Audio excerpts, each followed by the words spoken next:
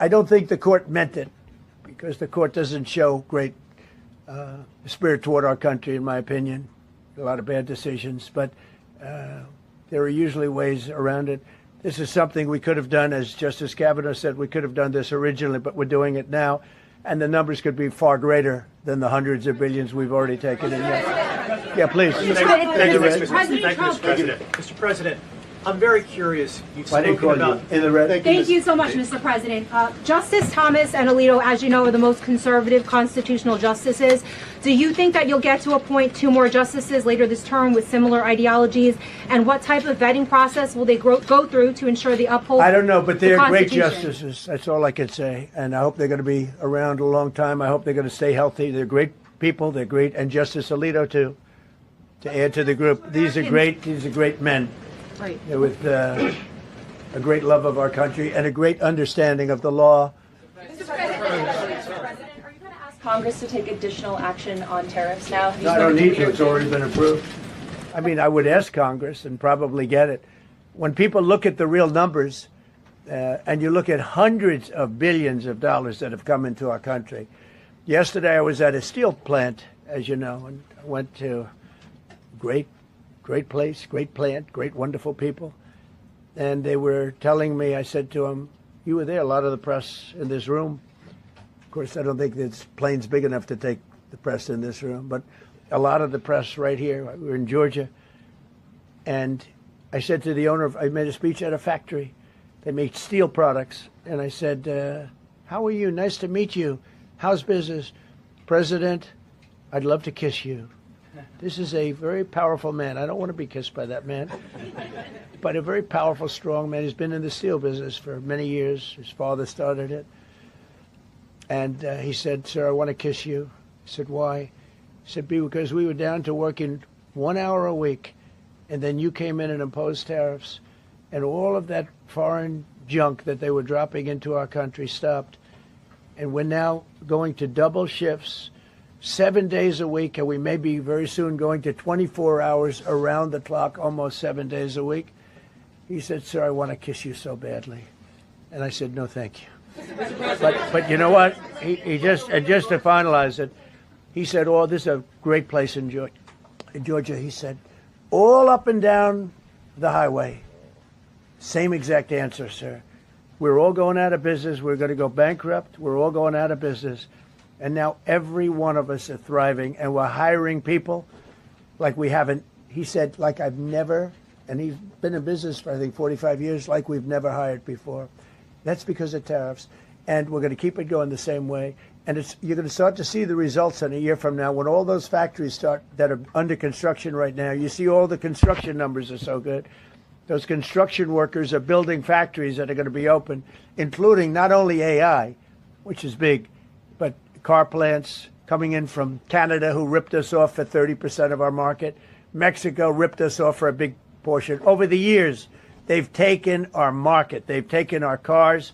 They manufacture them in Japan, Germany, and all over the place because nobody's standing in this position. The position I have as President of the United States had the insight, the courage, well, I don't know what it is, to charge tariffs. You can make your product outside. You can put our people out of business. You can put everybody on the unemployment rolls.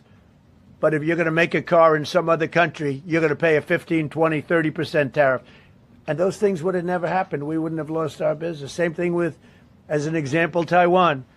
Taiwan came in. They stole our chip business. They make chips. For 30 years longer, they made chip. And they put our companies, Intel would be now the largest company. I saved Intel. I literally saved it at the beginning of this administration. And now all those companies in Taiwan are building factories in Arizona, Texas, and various other places because they don't want to pay tariffs. They're all pouring into the United States. But just like that great patriot said yesterday, sir, what you've done, nobody thought was possible. And Steve Moore, a highly respected economist, came into my office yesterday. He said, you've done something nobody's ever done. 22 Nobel Prize winners in economics said we would right now be in a recession and you said, no, we're going to have a booming country. We're going to have a booming country. You were right. All 22 were wrong, and you were right. This country is booming, and it's booming because of the election on November 5th, and it's booming for another reason. It's booming because of tariffs. Yeah, please, go ahead. You said ahead of this decision that if the Supreme Court please, ruled... go ahead. Thank you, Mr. President. What will you say to foreign nations who seek to renegotiate their deals? And what did you mean a moment ago when you said that the Supreme Court has been swayed by foreign interests? Well, I think that foreign interests are represented by people that I believe have undue influence. They have a lot of influence over the Supreme Court, whether it's through fear or respect or friendships, I don't know. But I know some of the people that were involved on the other side, and I don't like them. I think they're real slime balls. And got to do what's right for the country. You got to do what's right for the Constitution. That's why I respect so much Justice Thomas and Alito, Kavanaugh, because they not only dissented, their dissent is so strong. When you read their dissent, a lot of times you'll read a dissent and it's like, well, you don't know, it could go either way. There's no other way. The good news is, it's like Justice Kavanaugh said, very strongly said, you have other ways you can go. You don't have to go that way. You can go other way. There are numerous other ways you can go. And frankly, this should have been done by presidents many years ago. They allowed our country to be eaten alive. உங்க பசங்களோட வெறும் 100 மணி நேரத்தை எங்க கிட்ட கொடுங்க. அவங்களோட screen டைமை bill டைமா நாங்க மாத்தி காட்டுவோம்.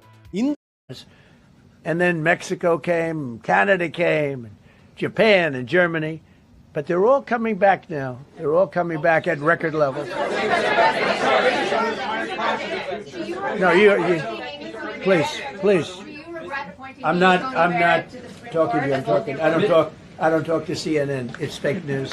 Go ahead. Mr. President, yesterday you made the case that the economy is the hottest it's been in a long time. Right. January jobs report beat expectations, CPI report beat expectation, real wages are up. What would you tell Americans who are worried that this decision will kind of throw the economy that you have projected going in the right direction at a very rapid pace off track? Well, thank you for the question. And I will say this, we really are at a very important point. I've been waiting for this decision so long. They could have made this decision a long time ago.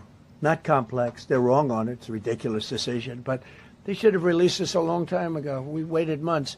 And that gave uncertainty. Now we have certainty. And I think you're going to see the country get much stronger because of it. Look, we were ripped off by almost every country in the world. If you look at the surpluses, almost every country in the world that did business with us, our people were stupid. And I blame presidents for it because they're ultimately the leader. We were being ripped off by almost every single country in the world had some massive surpluses. China had hundreds of billions of dollars in surpluses with the United States. They rebuilt China. They rebuilt the army. We built China's army by allowing that to happen. I have a great relationship with President Xi, but he respects our country now. Now, what we've done, I charged China a 20% tariff as a penalty for sending fentanyl in. And that was 20 times more than they could make by selling fentanyl. And I said, at some point you're going to say, and they have reduced it. Fentanyl is down by more than 30% coming into our country. Part of that is our strong border. We have a strong border now. But thank you. Thank you for your question. Mr. President, sir, you warned once in a social media post that if the Supreme Court did this, shot down your tariffs, the U.S. would be, quote, financially defenseless. Are we financially defenseless right now? No, because we're doing something in a different way. We're doing something in a very powerful way. And we're using things that some people thought we should have used in the first place. But it's more complicated. It's a little more complicated. The process takes a little more time. But the end result is going to get us more money. And I think it's going to be great. Yeah, please. Peter, go ahead. Thank you, President Trump. So, since Liberation Day, there's about $175 billion in tariff revenue that is now in limbo. Do you have to refund $175 billion? Think of it, Peter. Very fair question. They take months and months to write an opinion, and they don't even discuss that point. We've taken in hundreds of billions of dollars, not millions, hundreds of billions of dollars. And so I said, well, what happens to all the money that we took in? It wasn't discussed. Wouldn't you think they would have put one sentence in there saying that keep the money or don't keep the money, right? I guess it has to get litigated for the next 2 years. So they write this terrible, defective decision, totally defective. It's almost like not written by smart people. And what they do, they don't even talk about that. Your question is very basic. That was the first question I asked also to make you feel good.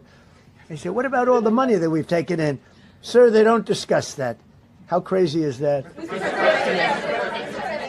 What you're saying is, are you saying that you don't plan to honor refunds for companies that file for them? I just told you the answer, right? I told you the answer. It's not discussed. We'll end up being in court for the next 5 years. Go ahead, Green. Thank you, Mr. President.